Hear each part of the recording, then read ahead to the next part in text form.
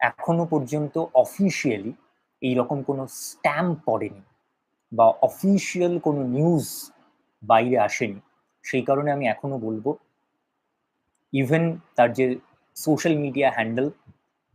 সেটা এক্স হতে পারে, সেটা ফেসবুক হতে পারে, সেখানে এখনো পর্যন্ত তিনি জি 24 ঘন্টা অর্থাৎ জি গ্রুপের যে বাংলা নিউজ চ্যানেল তাতে কর্মরত। কিন্তু শোনা যাচ্ছে, যা খবর ভেসে আসছে, যদিও এইরকম কোনো অফিসিয়াল নিউজ চ্যানেল কর্তৃপক্ষ কিংবা ডেপুটি এডিটর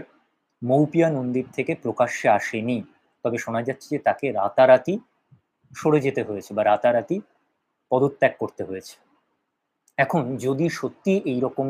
হয়ে থাকে, অর্থাৎ সাংবাদিক মহলে যে গুঞ্জন ছড়িয়েছে, বিভিন্ন সাংবাদিকদের থেকে যে সমস্ত খবরাখবর পাচ্ছি, তাতে ইতিমধ্যে